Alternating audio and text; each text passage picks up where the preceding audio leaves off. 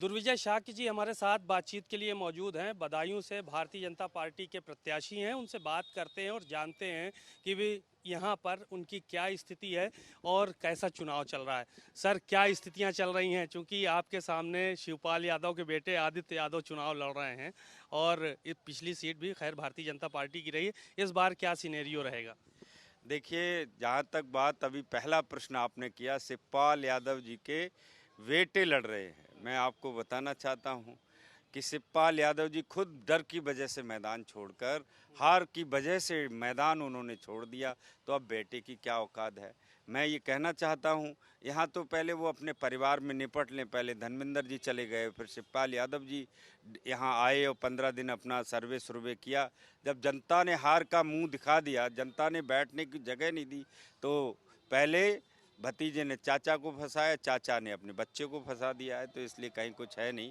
मोदी जी की लहर चल रही है, चारों तरफ मोदी मोदी मोदी, ये जादू चल रहा है, मोदी मैजिक चल रहा है।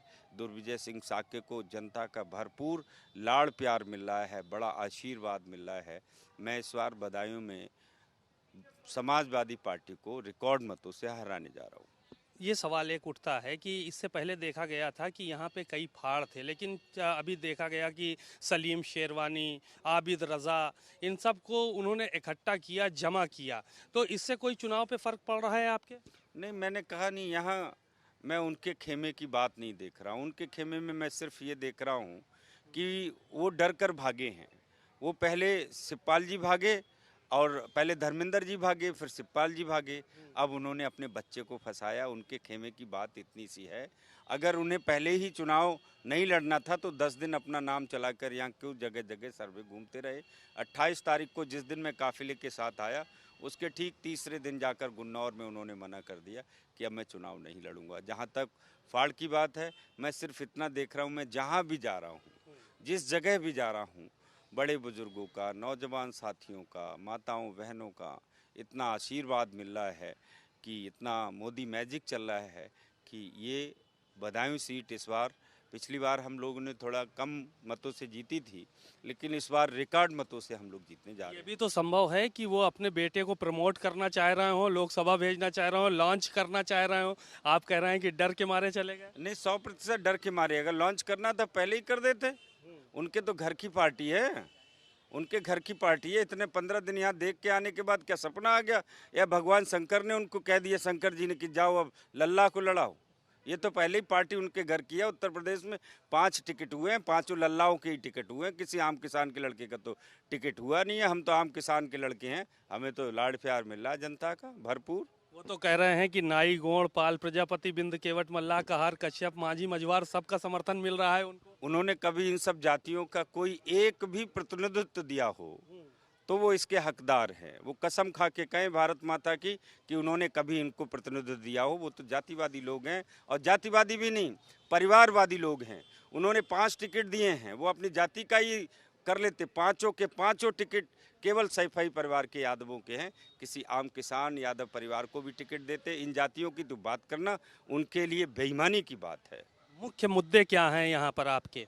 देखिए, हम लोग विकास को लेकर आगे बढ़ रहे हैं। देश के प्रधानमंत्री आदरणीय नरेंद्र मोदी जी देश में किसानों को, गरीबों को, पिछड़ों को, दलितों को, समाज के प्रत्येक वर्ग को आगे ले जाने के लिए प्रतिबद्ध हैं। इस देश को आगे ले जाने के लिए प्रतिबद्ध हैं। ये जिला बहुत लंबे समय तक पिछड़ा रहा। पिछले लंबे समय में, हमारी सरकार में यहाँ गंगा एक्सप्रेस वे के माध्यम से अभी कनेक्टिविटी बढ़ी है। तो मैं आने वाले समय में यहाँ जो इंडस्ट्री नहीं है, जो रोज़गार का विषय है, उस पर यहाँ काम करूँगा। यहाँ शिक्षा के विषय को आगे बढ़ाऊँगा। यहाँ नौजवानों के भविष्य अच्छा हो, उसके लिए नई नई सरकार की योजना लाकर, उद्योग धंधे लगवाकर इस ज़िले को अग्रणी श्रेणी में मैं खड़ा करवाना चाहूँगा। और यहाँ शुगर मिल कुछ क्षेत्रों में कम है, तो उन शुगर मिल वगैरह को और ज़्यादा स्टेबलाइज करवाने का मैं प्रयास करूँ। एक आखिरी सवाल ये था कि संघमित्रा मौर्य यहाँ से पहले सांसद रही हैं, आपसे ठीक पहले उनका टिकट कटा, भीतर घात का खतरा तो नहीं है आपको यहाँ पर? नहीं, हमारी बहन है, हमारे साथ पहले दिन से साथ में है। लगातार जब मैं बरेली से बदायूं आया था, मेरे साथ आई थी, मेरे साथ हर पल कदम से कदम मिलाकर वो मेरे साथ चल रही है। बल्कि वहाँ जरूर खतरे का पूरा डर है। मेरे पास तो इनपुट ये है कि भतीजे उनके अखिलेश जी ने चाचा को यहाँ फंसाने के लिए, निपटाने के लिए ही भेजा था। चाचा पहले तो जल्दी जल्दी में आ गया, जब देखा कि यहाँ वास्तविक स्थिति मैं पता करवाना, सहसवान में उन्होंने कहा, एक जगह में शिवपाल जी ने कहा, अरे तुम 50 आदमी यहाँ इकट्ठे नहीं कर सकते हो, तो अपने एक कार्यकर्ता से, अपने एक नेता से जिले के, तो मुझे यहाँ लेकर क्यों आए?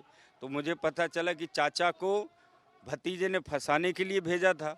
अब चाचा ने सोचा अब हार से कैसे बचा जाए, तो चाचा ने अपने बच्चे को फंसा दिया, ऐसा मुझे पता चला है। उनके आंसू जो रोई हैं, संघमित्रा मौर्य मंच पे रोई हैं मुख्यमंत्री के सामने, उनके ये आंसू क्या कहते हैं? नहीं, देखिए, कुछ का कुछ निकालिए, ये आंसुओं को देख रहे हैं, लेकिन जो बरेली से चलकर बदायूं तक मेरे साथ आई हैं, मेरे साथ हर कदम पे साथ चल रही हैं, मेरे हर प्रोग्राम में वो साथ रह रही हैं।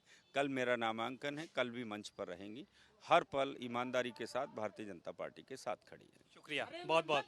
आपने दुर्विजय शाक्य जी को सुना और उन्होंने बहुत सारी बातें कही और कहा कि इस बार बम्पर वोटों से जीत हमारी होगी।